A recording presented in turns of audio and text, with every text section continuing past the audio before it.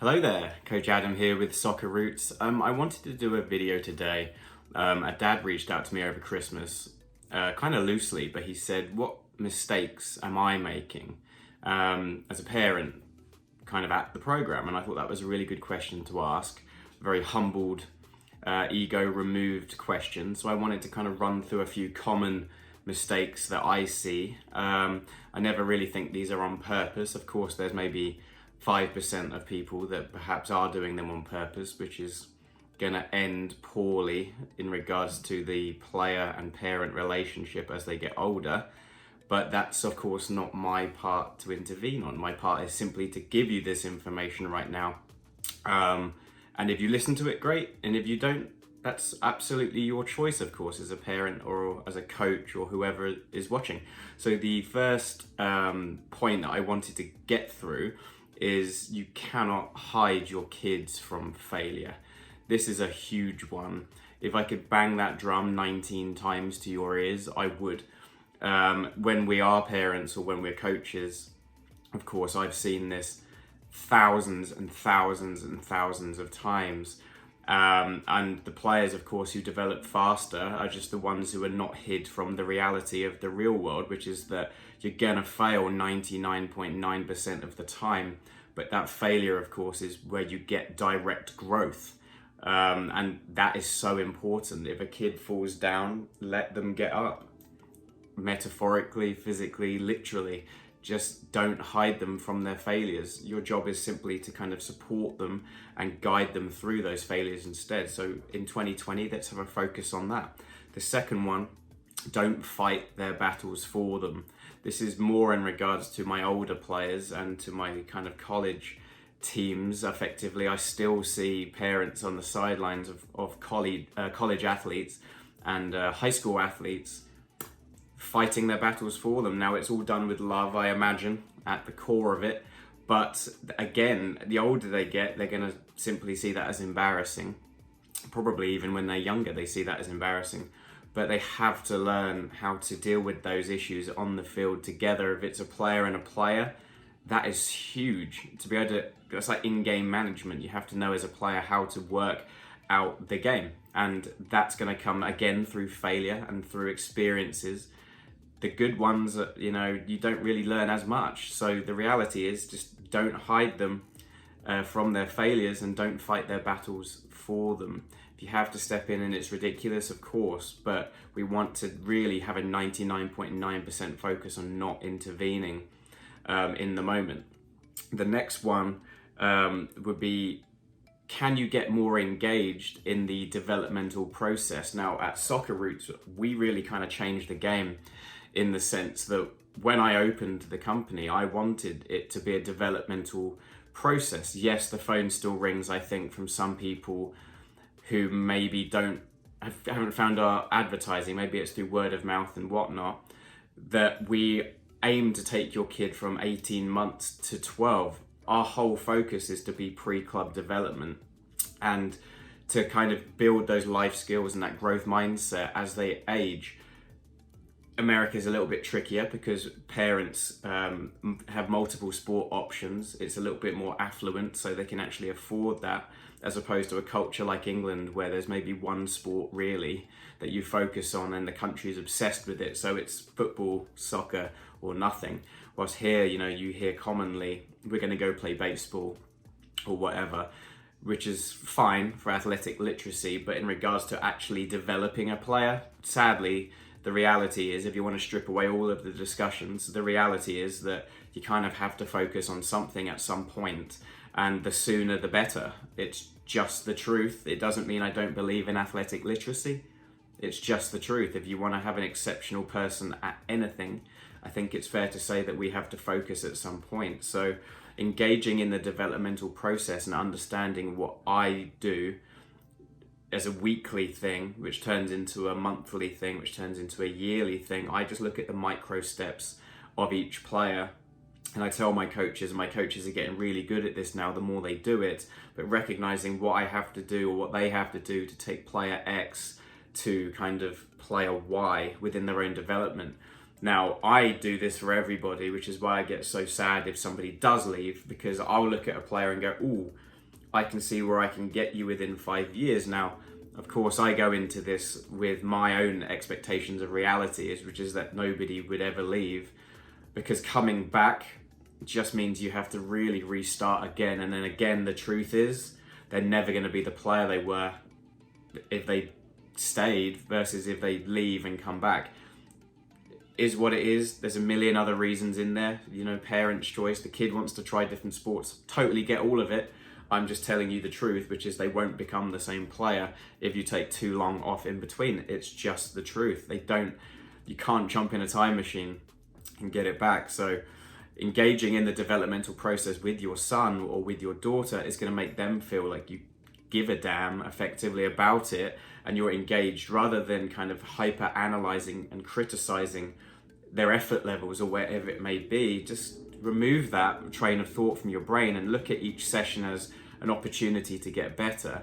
What did you see they improved at? Because, you know, they're going to wake up certain days and just not fancy it if they're 5 or 6. We do that and we're older, right? So take that pressure off of them and actually flip it and engage on what they did brilliant at today, and what you can work on mentally with them to get them ready for next week. And that is going to obviously help them tons if you take that approach to being a parent. The next thing, which is a big one actually, is it's tied into excitement, and it's not parents' fault. I totally get it. But coaching from the sidelines when you've got professional coaches 6 feet away is a bit irrelevant. If you imagine you're watching this and you're a hairstylist or you're an accountant or you're a lawyer, imagine then what it's like to be in my job, and you're trying to develop a session. So I'll give you an example. Only about a month ago, one of my coaches was running a session which was purely, he showed me the session. He said, I want to focus on mindset and strong recovery from a heavy loss. Now, that is brilliant coaching in my opinion, because he's preparing the kids for something along the line for the rest of their life. I didn't get the job, I didn't pass the exam. How do you mentally bounce back? So he deliberately weighed the teams so that one team would take a hammering, basically, not to be cruel, but simply just to see how they would step up when they went 2-0, 3-0, 4-0 down. Now, I'll only really allow this to happen maybe once a year, because I don't believe in high scoring games to that level. But occasionally, like I said, once out of 52 weeks of a year, I'll say, okay, let's see how they mentally bounce back. But from the sidelines, the parents who stay, of course, in America, didn't get that. Now, do we have to share our lesson plans with parents? No, I don't think so. I don't think that's needed. I think that kind of is not really right as well. I think a coach, that's their job. They're there to work. You're just happening to be watching their work live. But, you know, parents would say, well, you know, the teams were so unbalanced, which meant that we had to explain what we were doing. So coaching from the sidelines means that you can kind of distract from the sole aim of the training session.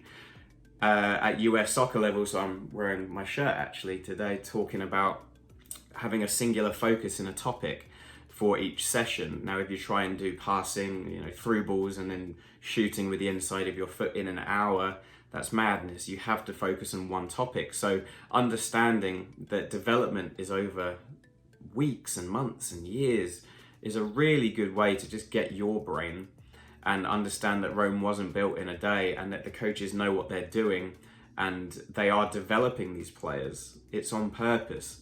So coaching and yelling stuff from the sidelines, it's just not going to sink in. I've played football my whole life, and I can tell you that they don't really hear. If it's incessant nonsense and negative stuff, or, you know, the same repetitive drones, they really won't hear. It's going to be down to maybe 5% that they even take in. So wouldn't you want that 5% to be positive in your child's mind?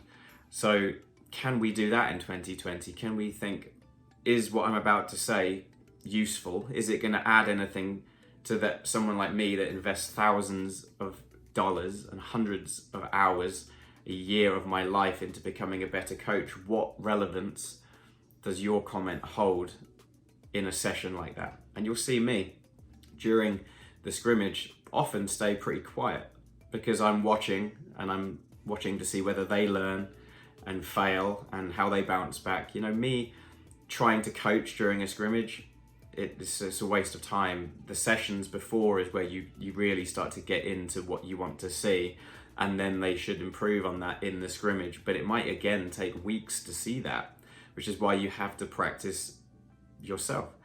So that's a really, really big point. And I know I talked about that a lot, but it's a huge thing. And a lot of kids drop out of sport because they just think, you know what, I can't be bothered to listen to people yelling at me anymore when they don't know what they're talking about. It's even worse. So number 6 on my list was a lack of patience, which ties into that, I think, as well. You have to always remember, and I say it a lot, you're creating a version 1 of them, not a version 2 of you. You guys are so different. You might have got lucky and had a kid who resembles you mentally in some way, but it's the luck of the universe, it's the luck of God, whatever you believe in, to what you get, plus nurture. Now we want our nurture to make sure that we honor their personality and not try and make them who you are, because otherwise you just confuse them and they're going to rebel from that anyway in later life, which is why people label the teenage years as so ridiculous. Well, it's not. If you do the early part of their development correctly, you won't have that kickback when they start vocalizing and kind of toughening up back to you. You won't get that if you honor them correctly when they're younger. So a lack of patience is a huge thing to work on. If you find yourself going, oh, they're just not getting it. Well, with respect, go and learn Chinese and see how quickly you learn it. And that's really the same kind of analogy I can give you to your kid playing sport. It's going to take them time. It's going to take them thousands and thousands of hours to become a master, in the same way that if you wanted to learn a language at 40, it's going to take you the same amount of time. So just keep telling yourself that. And I get it. I totally get it, that it's an unconscious thing and you don't mean that malice, but we have to make it conscious. And if it's daily, we make it conscious, then it's daily. We just have to tell ourselves, hey, my kid is 5. Hey, my kid is 8. Mentally go back to you being 8. What would you want to hear coming out of your dad's mouth? Encouragement, or, you know, hyper pessimism and analytics and stuff that's really irrelevant? Just let them have fun, trust the coaches, and believe in the session. And the final one, which I think is very important, would be, how much do you know about the game yourself? We have a lot of parents actually at Soccer Roots that, since I've spoken to them, have really invested their time in watching the Premier League, reading books. And I love that. I love that, because if you want to develop a passionate youngster, they have to look up to somebody. Now, a lot of kids, of course, look up to me, which is fantastic, and I would expect that as their coach. But when I go home and I watch football on the TV with my nephews and stuff like that, that's a really good way to kind of bond, but also for you to understand the game so that you don't bring false expectations yourself to each training session. So it's been a long video, because I could talk about this stuff for a long time, and always understand that I'm never criticizing you guys. I'm just trying to make you aware of the minute mistakes that can end up to a bad relationship between you, the parent, and your son or your daughter, and also can help eradicate their love for the game, when sometimes it's best just to let them come, enjoy it, ask what they need, ask what they did like, what they didn't like, and how can we work together as a team to make that experience better. Because let's be honest, the American system as a sweeping statement just doesn't work. It's not opinion, it's a fact. I mean, 62%, it was the statistic that they last put out, of kids across the board are dropping out of sport by 13, and all of those reasons are kind of applied there. So if you're able to, I really encourage you to not be a person that creates just another statistic. And yeah, thanks for watching. Let's have an amazing 2020, and give a like to this video. Please share it and comment if this kind of resonates with you in any way, shape or form. I'm Coach Adam with Soccer Roots. Have a fantastic day.